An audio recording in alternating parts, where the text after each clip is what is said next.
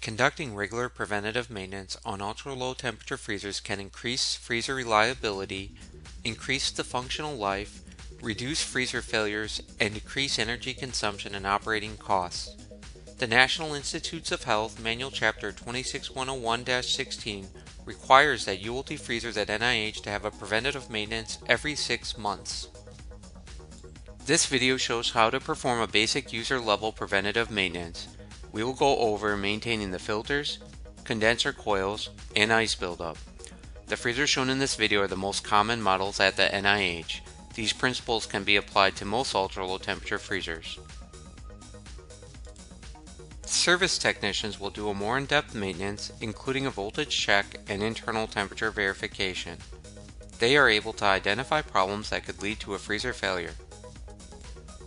If you encounter any problems like these or find something that you are unsure of while conducting a user-level maintenance, contact a service technician. The NIH Division of Scientific Equipment and Instrumentation Services has experienced technicians ready to help. It is recommended to have a qualified technician perform a preventative maintenance on all ULT freezers every 6 months. The equipment that you will need to perform a basic user-level maintenance includes a mild detergent, soft wipes or a washcloth, an ice scraper, gloves, absorbent pads or a towel, and a vacuum cleaner. Here are the steps we are going to follow to perform a user-level preventative maintenance. We will go over each step in further detail. Start off by laying down the absorbent pads or a towel. Wipe down the outside of the freezer with a soft wipe or cloth. You can apply a mild detergent to help with the cleaning. Clogged filters restrict airflow, and air that bypasses the filter brings dirt and debris to the condenser coils, which affects heat transfer. This causes the compressor to operate at a higher duty cycle, which will decrease reliability, reduce the compressor life, and can lead to a 25% increase in energy consumption. In the next part of the video, we are going to show how to clean the filter and condenser coils. Open the grill to access the filter and condenser coils. Remove the filter. Vacuum the filter to remove dust and debris, or rinse the filter in a sink.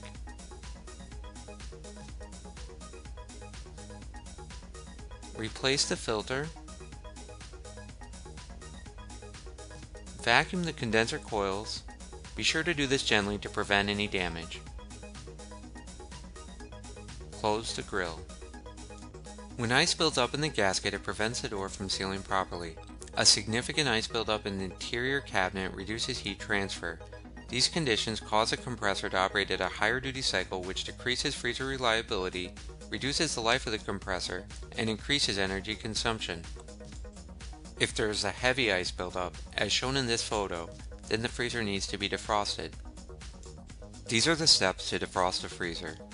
Put down absorbent pads, transfer your samples to a different freezer, turn off the freezer, open all of the doors, and let the freezer warm up until all of the ice completely melts. Otherwise, you can clean the gasket and door using the following steps. Wipe the gasket with a soft cloth or wipe. Once this is done, scrape the ice off the doors. Keep a preventative maintenance log for each ultra-low temperature freezer. Record the date of each preventative maintenance to ensure that maintenances are done every 6 months. Review NIH Manual Chapter 26101-16 for a complete guide to managing ultra-low temperature freezers at the National Institutes of Health.